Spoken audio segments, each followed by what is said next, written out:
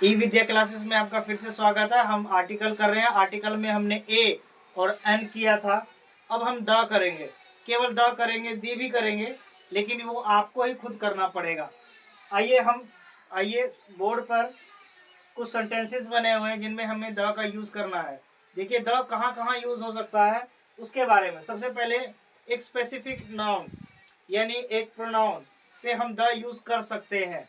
और कोई सिंगल मतलब कि कोई भी चीज इस ब्रह्मांड में सिंगल है, एक वस्तु है, या कोई खास है, किसी को हम खास बनाना चाहते हैं, या कोई क्रिया ही एक बार वर्ब का ही एक सेंटेंस बन जाता है, वर्ब के साथ या ऑब्जेक्ट के साथ एक ऐसा सेंटेंस बन जाता है जिसमें द लगना ही होता है।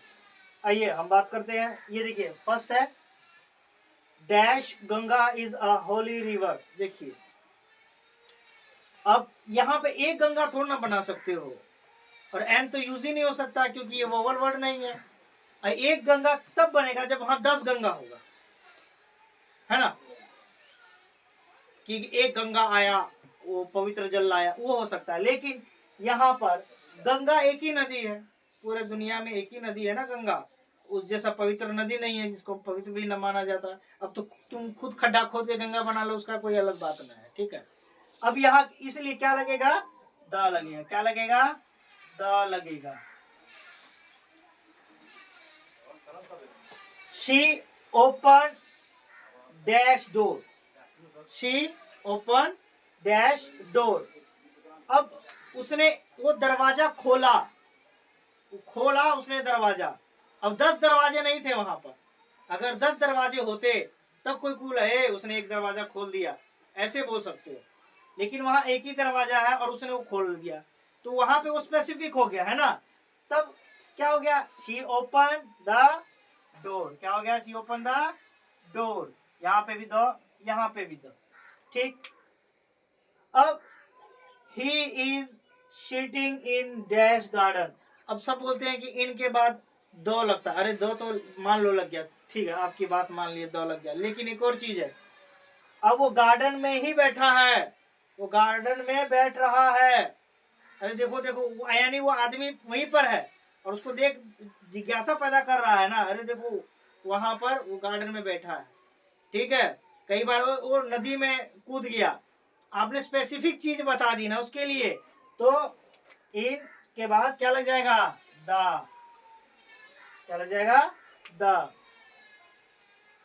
ही पेंटेड वॉल डैश। अरे उसने दीवार पेंट की, उसने दीवार को रंगीन किया।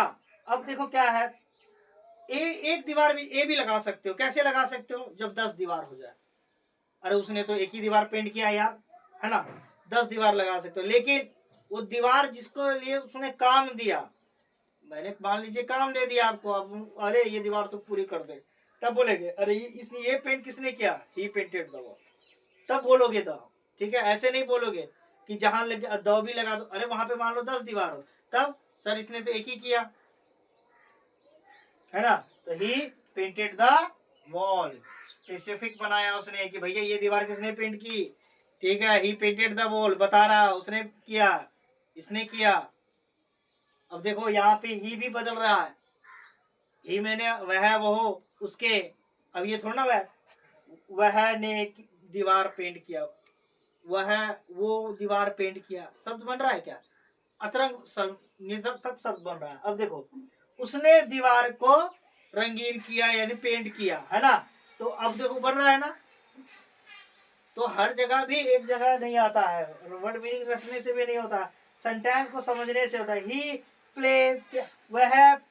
अब देखो प्ले का मतलब खेलता भी होता है, और प्ले का मतलब बजाना भी होता है। तो वह पियानो बजाता है, वह पियानो बजाता है। अरे भाई वो उसको स्पेशलाइज हो गया, वो क्या बजाता है, वो पियानो बजाता है। अब वो एक पियानो नहीं बजाता है। अब वो मतलब कि ए ई आई भी नहीं है जहाँ पे तुम बोलोगे एन, एन बोल दोगे, नहीं बोलोगे। वो स्पेशलाइज कैटेगरी कर दिया इसका। तो यहाँ पे ही प्लेज द पियानो। अब एक और है कि सर आप हमेशा द बोल रहे हो, द बोल रहे हो, ये दी कब यूज होता है, दी कब होता है, एक छोटा सा मुहावरा लो, दी हमको तब यूज करना है जहां पर ए ई आई ओ यू का यूज हो जाए, ठीक है, इनमें यूज कर लेना, ठीक है। यहां तक समझ में आया आप सबको।